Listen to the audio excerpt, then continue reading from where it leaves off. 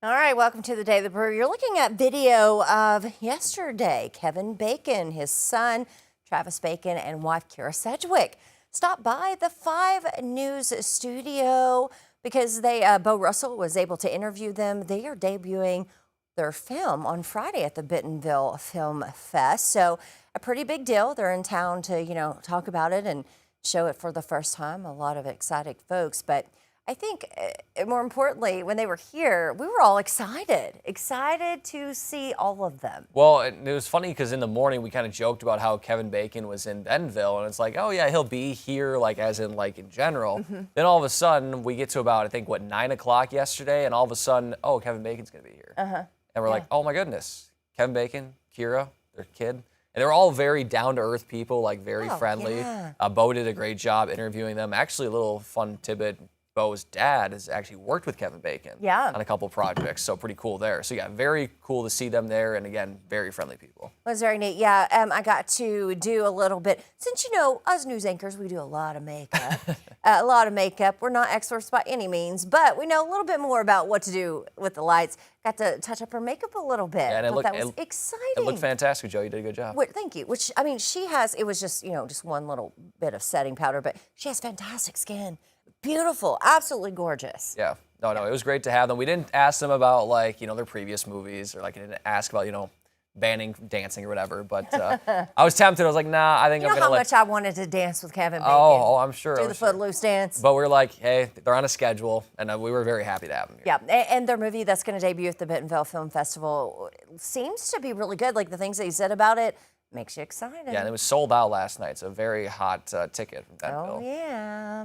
All right, let's talk about this. A new digital trend in South Korea is blurring the line between shopping and simulation, okay? These are called dopamine sites, which they create the entire online shopping experience without actually buying anything. Now, you get to shop online, put it in the cart, fake buy it, all the things. You just don't actually, get the product.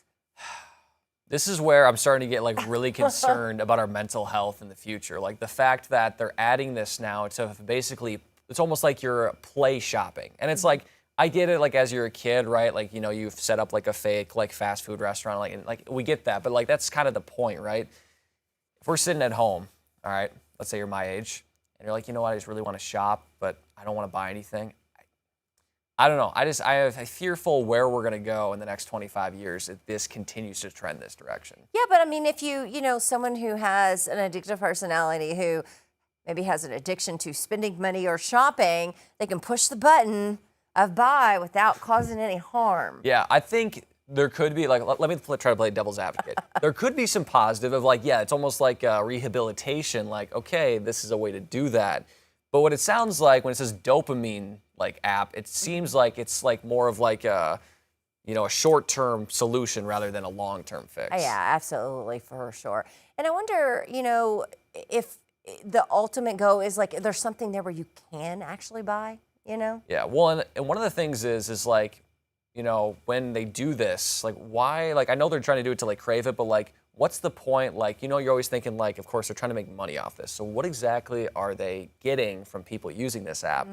And that worries me a little bit too. What, are they gonna use your information of what you're buying and then feed that into ads and stuff? So that down the road. Possibly. So it just screams foul to me. And I know I'm not perfect by any means with all this stuff. I like to scroll on my phone, but it's just starting to see a trend that direction. I mean, there's a reason why they're doing it. It's just we're gonna have to try to break the trend somehow. Which I don't necessarily care for someone watching everything I do and what I'm clicking on, but at the same time, to put things in front of me that I want kind of is convenient for me. Yes. Knowing what I may be leaning towards, Yeah.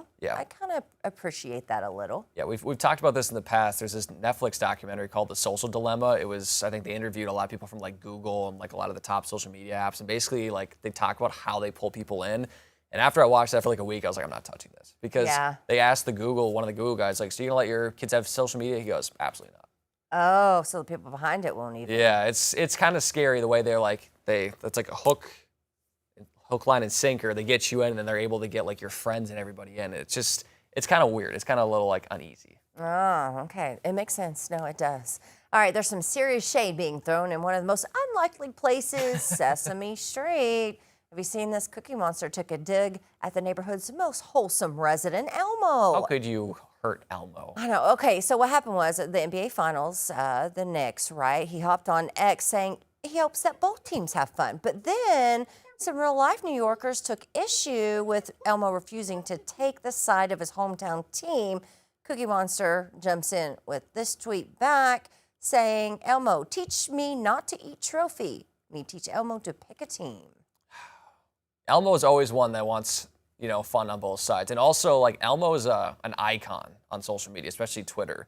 Like, he's always there for, positivity, but clearly did not go for the Knicks. And I actually saw in the streets of New York, they had a sign with Elmo on it. It said, call him a traitor. Oh, no, Elmo. I know. I mean, he's one of the most, maybe the most iconic, figure in all of, TV. Mm-hmm. And Elmo, they're out for their head. What's a side thing? Why we gotta pick a side? I think Elmo is just hey, I want everyone to win, but Cookie Monster, you know him. He knows what he wants, and he wanted the Knicks. Cookie Monster was my favorite growing up. I was gonna say, who doesn't like Cookie? And then Oscar the Grouch was also my favorite. For every reason, I always got them mixed up. It's like, Danny, how can you mix up the Cookie Monster with Oscar? Yeah.